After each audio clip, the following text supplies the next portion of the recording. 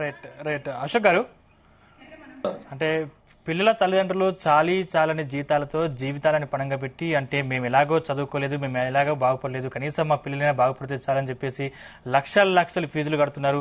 పొలం అమ్మైనా సరే, లేకపోతే అప్పులు వడ్డీలకు తెచ్చినా సరే ఫీజులు కట్టి మరీ వాళ్ళను చదివిపిస్తూ ఉన్నారు. అంటే ఇలాంటి తరుణంలో ఫీజుల నియంత్రణకు సంబంధించి ఎటువంటి చర్యలు తీసుకుంటే బాగుంటుంది? అసలు మీరు ఫైనల్గా ఏం చెప్తారు?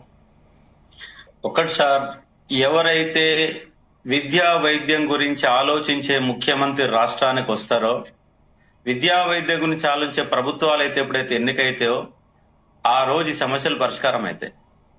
విద్యా వ్యవస్థ మీద సోయలేని ప్రభుత్వాలు మనం ఈ టీవీలలో మొత్తుకున్నా, అడవై ఎంక్వైరీ చేసి ధర్నాలు చేసినా అది 2 రోజుల ముచ్చటగానే ఉంటది. వీళ్ళకి కార్పొరేట్ అనేది పచ్చగా వర్ధిల్లుతూనే ఉంటది. ఎంత ఫీజు అండి? ఒక 50,000 ఫీజు ఉంటది. కానీ ఇక్కడ 2.5-3 లక్షల రూపాయల ఫీజులు. ఒక స్కూల్ 8th క్లాస్ స్టూడెంట్ కూడా 2 లక్షల రూపాయలు వసూలు చేస్తున్నటువంటి సిఓ బ్రాంచ్ అని ఇంకో బ్రాంచ్ అని వసూలు చేస్తున్నారు. ఇక్కడ ఒకటి సౌకర్యాల కల్పన మంచిగా ఉండాలా. 2 ఈ కార్పొ ఎక్కడ తల్లిదండ్రులు మోసం చేస్తున్నారంటే, ఒక 100 మందిని ఒక మంచి క్యాంపస్ ఏర్పాటు చేసి అక్కడి నుంచి ర్యాంకులు చూపించి ఇంకొక 90% మంది విద్యార్థులకు సరైన సౌకర్యాలు చూపిస్తలేదు. 100 మందిని ముందుగా చూపించి 900 మందిని చేర్చుకునే ప్రయత్నం జరుగుతుంది కార్పొరేట్ మాఫియాలో.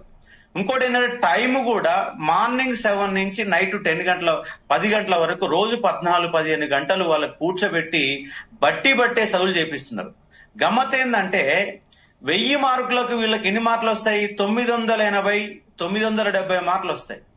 తీరా చూస్తే ఎంసెట్ లో ర్యాంకులు చూస్తే 40,000-50,000 ఉంటాయి. అంటే 10/10 స్కూల్ స్టాండర్డ్ లో 10/10 ఇంటర్మీడియట్ లో మార్కులని తెప్పిస్తున్నారు. కానీ ఆ స్థాయిలో ఎంసెట్ ర్యాంకులనే వాళ్ళకు వచ్చే 10 ర్యాంకులనే 1, 2, 3, 4, 5 అని చెప్పేసి లెక్కలు చెప్తారు తప్ప ఆ తర్వాత మిగతా 900 మందికి ఏ ర్యాంకులు వస్తున్నాయని తల్లిదండ్రులు ఆలోచన చేయాలా. అంటే ఫస్ట్ ఏ ప్రభుత్వం అయితే ఈ విద్యా వ్యవస్థ గురించి ఆలోచన చేసే వరకు. అశోక్ గారు, అంటే ఇలాంటి పరిస్థితుల్లో ముఖ్యంగా మార్పు రావాలంటే ఏం చేయాలంటారు? ఎలాంటి నిర్ణయాలు తీసుకుంటే బాగుంటుందంటారు? ఒకటి, ఇవాళ హైడ్రా మీద ఒక బలమైన నిర్ణయం తీసుకొని ముందుకు పోతున్నారు. దానివల్ల లాభాలు ఉన్నాయి, నష్టాలు ఉన్నాయి. అట్లాగే విద్యా వ్యవస్థ మీద ఒక హైదరాబాద్ లో ఎట్లా కూల్చివేతలు అయితే ఎట్లా తీసుకున్నారో, ఈ కార్పొరేట్ మీద అలాంటి ఒక ప్రత్యేక చట్టం తీసుకొచ్చి ప్రభుత్వం బలంగా, ఇవాళ ఢిల్లీ గవర్నమెంట్, కేజ్రీవాల్ గవర్నమెంట్ ఉంది. ఒక గవర్నమెంట్ పోయి స్కూల్ చూడండి, తెలంగాణలో ఉన్న గవర్నమెంట్స్ పోయి స్కూల్ చూడండి. ఒకటి గవర్నమెంట్ వ్యవస్థ బాగు చేస్తే ఈ కార్పొరేట్ వ్యవస్థ తగ్గిపోతుంది. గవర్నమెంట్ స్కూల్స్ గానీ కాలేజ్ గానీ ఎక్కడ బాగలేవు కాబట్టి మధ్యతరగతి మహాభారతంలో సంపాదించే సంపాదనలో దాదాపు 40-50% ఈ విద్యా వ్యవస్థ ఖర్చు పెట్టాల్సిన పరిస్థితి ఏర్పడింది. ప్రభుత్వాలు చర్యలు తీసుకోవాలా, ప్రజల్లో మార్పు రావాలా. దీనిపైన మీడియాలో కూడా విస్తృతమైన చర్చ జరగాల. ఇవాళ 1 రోజు జరిగితే 2 రోజులు జరిగితే 3వ నాడు మళ్ళీ బంద్ అయిపోతున్నది.